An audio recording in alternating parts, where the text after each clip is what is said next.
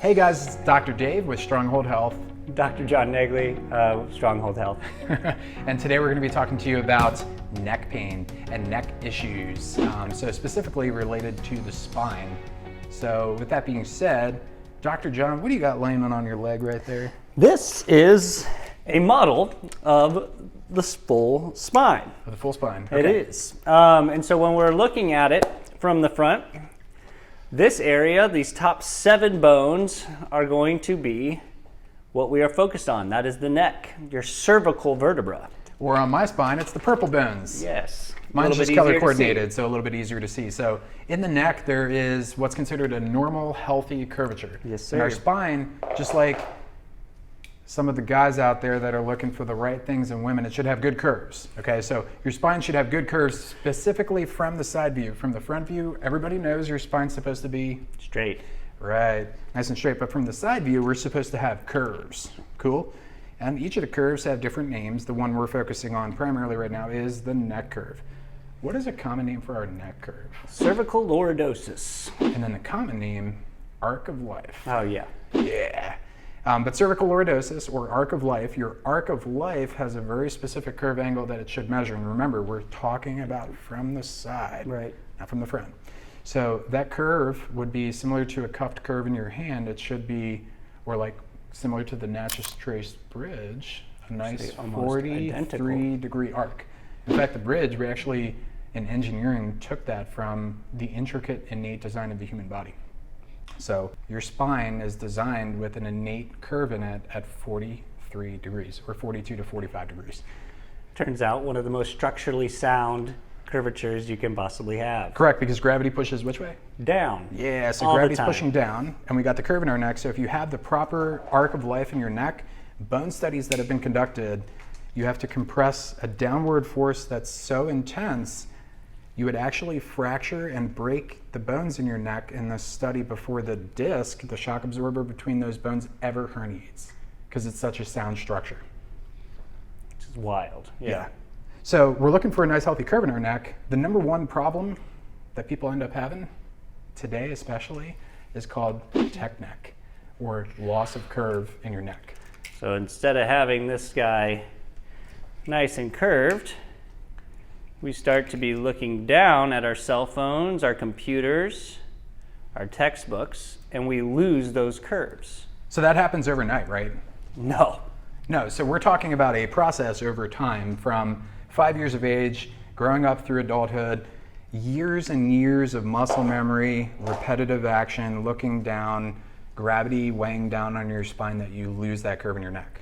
And this is going to be a lot more prevalent for everybody growing up today, because, I mean, even your son, Axton, now 2 years old, which is crazy, is already playing on his tablet, and it's your kids are showing you, oh no, this is what you need to do on your cell phone, or my little nieces and nephews are teaching me how to do things on my iPhone that I don't even know. Technology, it makes our life so much easier, but in the long run, it'll kill your neck. So with that being said, tech neck, such a crazy, prevalent phenomena taking place right now, especially with our youth and especially with us middle age and older age. So something particular to look out for. I guarantee you, if you're watching this video, you yourself or somebody you know, a friend, a family member, somebody you go to church with, has tech neck. Right.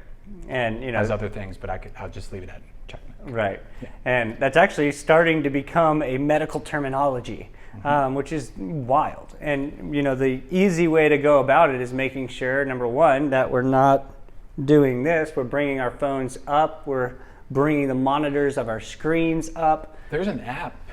It's like, I forget what it's called, but it's a little device you can wear either on your shirt collar or on the upper part of your back that syncs with your phone with Bluetooth, and whenever it detects that you're forward or your shoulders are looking down, it like dings your phone. That's pretty awesome. So look into that if you really want to, fix your posture. Right. But truthfully, the best way to fix your posture is through a corrective chiropractic protocol that's going to engage muscle groups and help you to retrain supportive and postural muscles through a systematic process.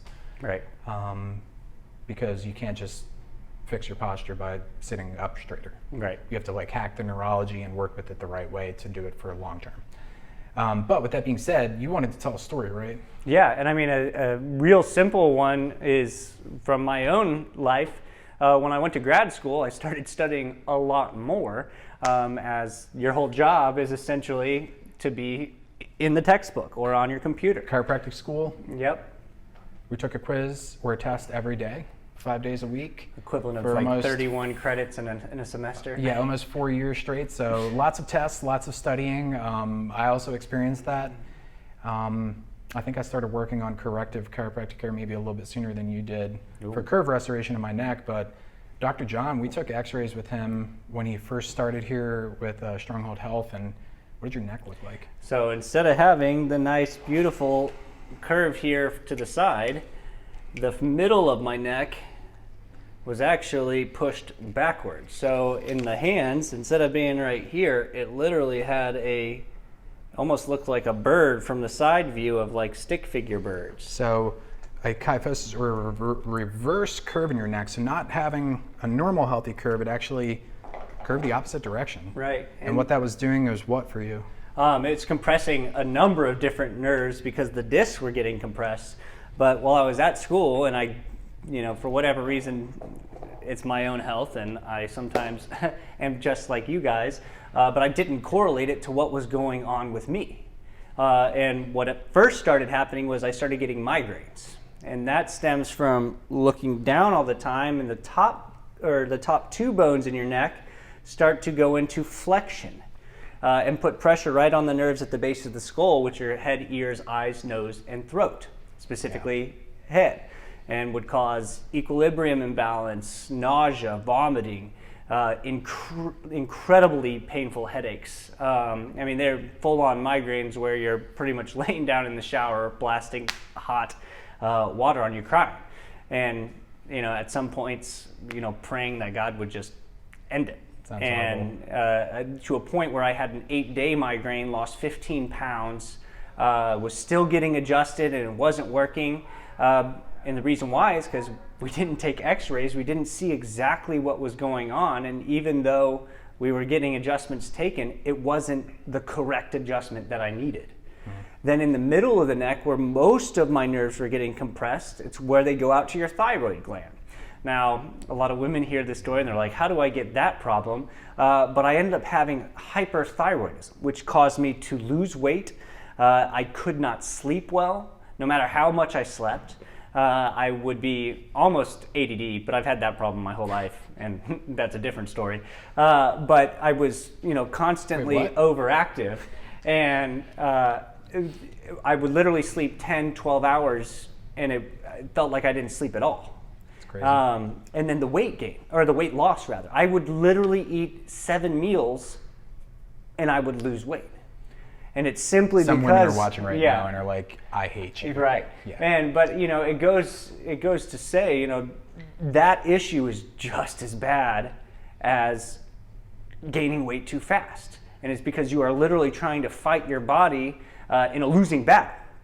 And so when I came here, we started going through this corrective curvature or corrective chiropractic adjustments. Which was the warm-up exercises that you do, the chiropractic adjustments based on the x-ray measurement, muscle rehab after the adjustment, and then repeating the process with supportive and exercises, home stretches, things. and isometric muscle holds at home, as well as laying on some passive molding to let gravity change your spine. You've already seen improvement with the curve angle in your neck, right? Oh yeah. And more than that, I started gaining weight, and the body is just starting to do what it's meant to do. Migraines have decreased substantially, and the reality is these are things that I'm gonna have to fight for a while because of long-term repetitive things that I have done to myself that we have to get corrected. Yeah, so what Dr. John's really talking about here is this overlying, I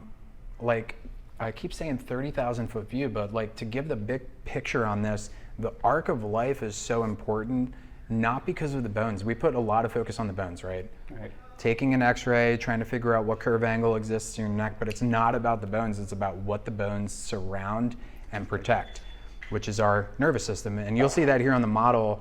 It's the yellow nerves that come out in between each of the bones in your neck that bring life and function to different organs and organ systems in your body. Right. And in this case, he's talking about the middle part of his neck. So why tech neck becomes so crucial and important isn't just because of the pain. The pain on a neurological level, one of these nerves, only 2% of that nerve is pain sensing.